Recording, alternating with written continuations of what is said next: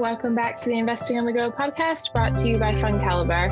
This week, we cover everything from the strong performance of technology and the appeal of government bonds to packing companies and the defense sector. I'm Chris Sarley, and today we're joined by Simon Nichols, manager of the elite-rated BNY Mellon Multi-Asset Balance Fund. Simon, thank you very much for joining us today. Morning, Chris. Thanks for having me on the podcast. No problem at all. This is one of the newer funds rated on Fund Caliber. So for a number of listeners, this is the sort of first interaction they've ever had with you. Let's start with a very generic introduction to the fund for those listeners in terms of what it aims to achieve, how it operates during challenging periods, and just give us some examples of what you're looking to do in there. Okay, so it's an actively managed global multi-asset portfolio, which really means that the fund holds a mixture of equities, bonds, and cash. It's quite flexible, actually very flexible. We can hold equities and bonds in any geographic region of the world, or indeed any economic sector of the world. We are in the 40 to 85% IMA sector, which means that we have to hold between 40 and 85% of the fund in equities. But in practice, over the time that I've managed the portfolio, it's tended to be towards the higher end of that, so maybe 65 to 80% of the fund in equities. We like to keep things relatively simple, so we directly invest our portfolio in a relatively concentrated list of individual equities, so maybe 50 to 60, and we've got around about 60 in the portfolio at the moment. What we're trying to achieve is capital growth and income over a 5-year period, so long term. And so we take a relatively long-term view with the investments that we're making. We have a relatively low turnover in terms of what we're doing in the portfolio. Probably important to say that it is a relative fund, and so we do have a good portion of the portfolio invested in equities, but we do balance that, as I said, with bonds and cash, which can help the performance in, as you say, more challenging times.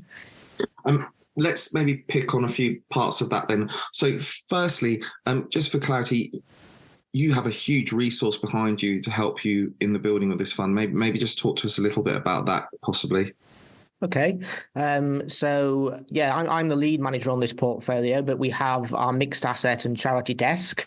Mm-hmm. So we have a number of other portfolio managers managing similar types of mandates. But probably more importantly, we benefit from Newton's multidimensional research platform, which means we have a number of equity research analysts which produce work just for us. So their work is proprietary.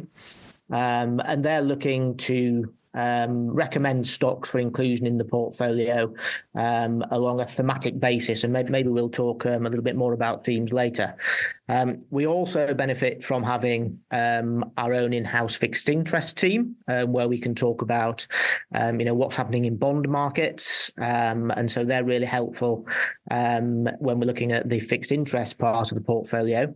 But also we've got, resource in the quantitative space out in San Francisco. And we have a number of our research analysts based out in the US as well. So a relatively broad team with, lots of inputs coming from lots of different directions. Really interesting and useful. Okay. Well, you mentioned all those inputs. Let's sort of focus back on the fund itself specifically. Obviously, you have mentioned those thematics. There's no point in avoiding it. Let's go straight into them now. The number of long-term thematics in the portfolio. Maybe just explain which ones they are, and then maybe talk to us a couple of examples, perhaps in a bit more detail of how you utilize those thematics to the benefit of investors.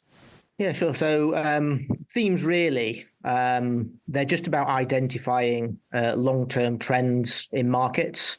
And so they can identify areas of opportunity where the fund can invest behind.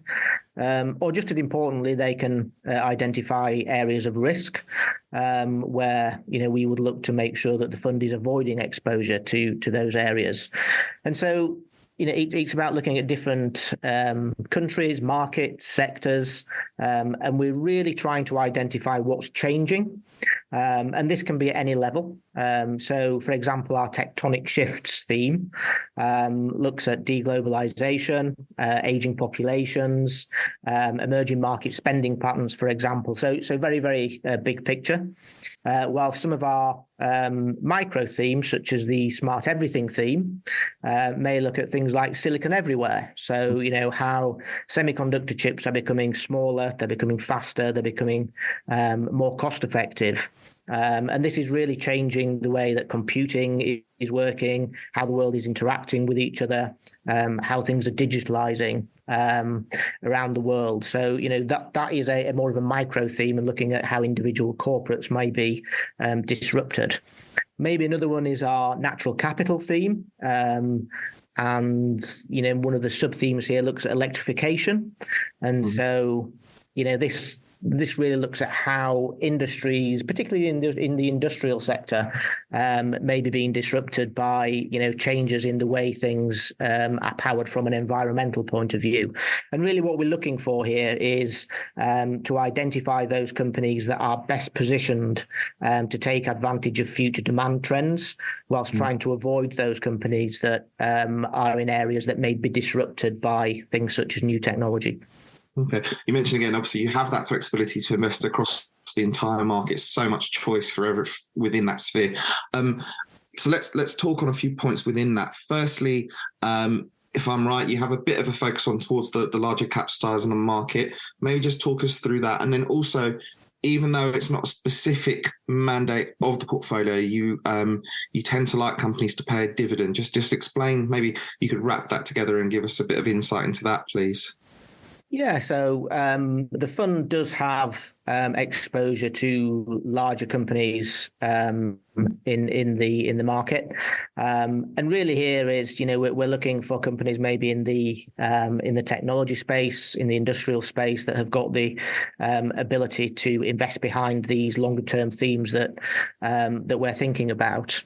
But what we're not doing is trying to invest behind those companies that have got well, we're not style biased, should I say. So we're not looking particularly for growth companies or for value companies.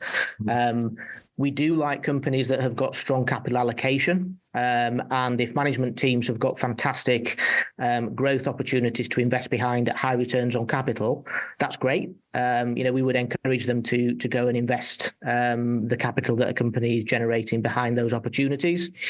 Whereas, because, as you say, we're in some of the more larger companies, paying a dividend is a relatively good discipline for management.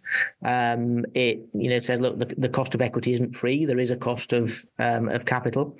And therefore, we do like companies that pay an element of their cash flow out to us as shareholders, but not at the expense of maintaining the relevance of the company and investing for future growth opportunities. So it is a balance that we're looking to achieve.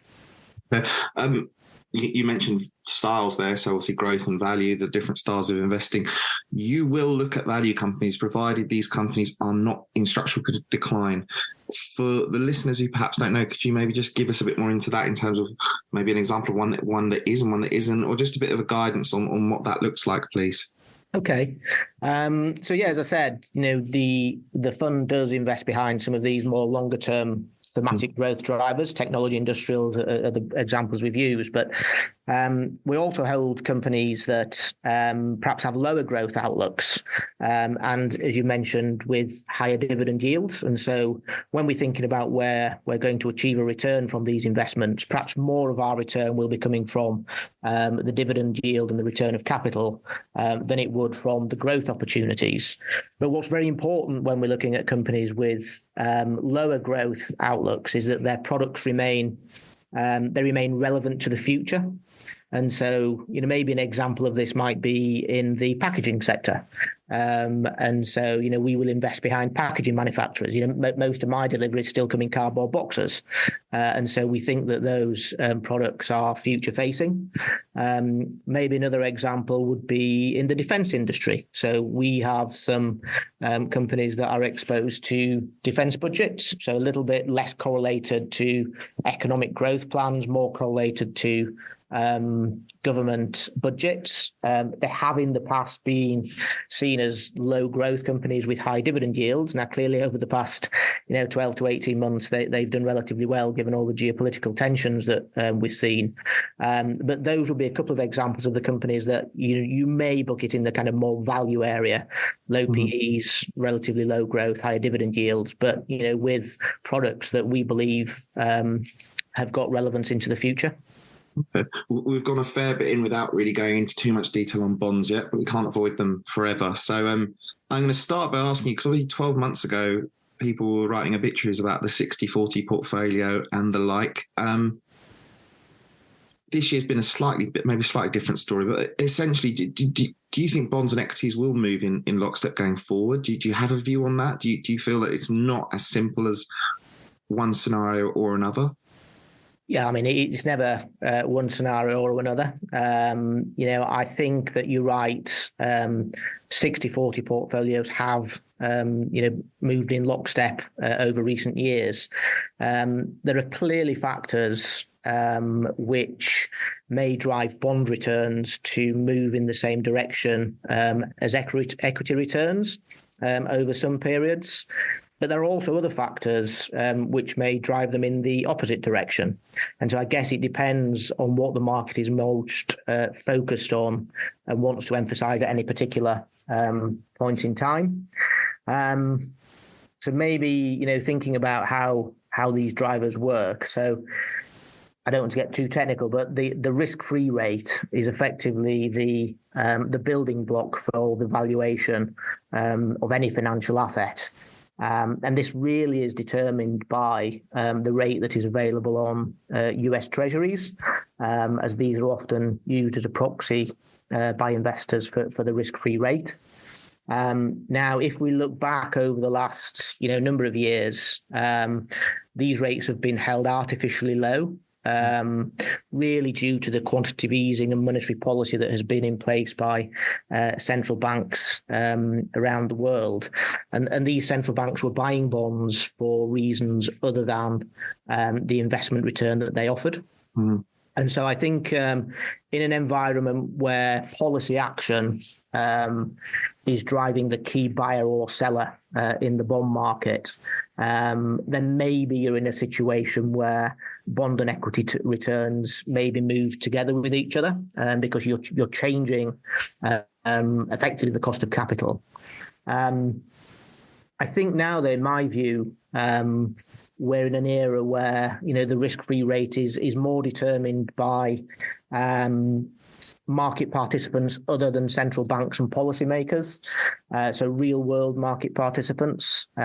We've seen, as you said, over the last couple of years that bond markets have had to adjust to the lack of returning sensitive buyers, central banks in the market, and we've seen yields move higher, particularly real yields becoming positive once again. And so I think bonds can now play a more diversifying role in a multi-asset portfolio than perhaps they have been able to over the last few years.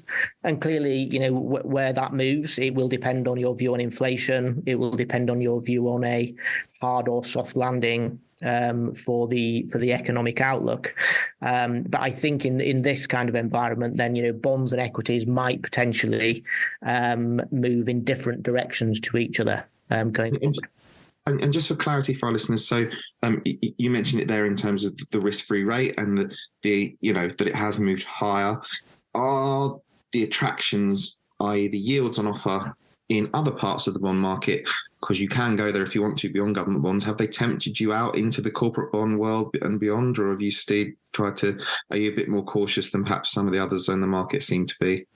So in our portfolio, we do have a relatively high weighting to equities. And so I said earlier that the weighting has probably moved between 65 and 80%. We're at low 70% at the moment.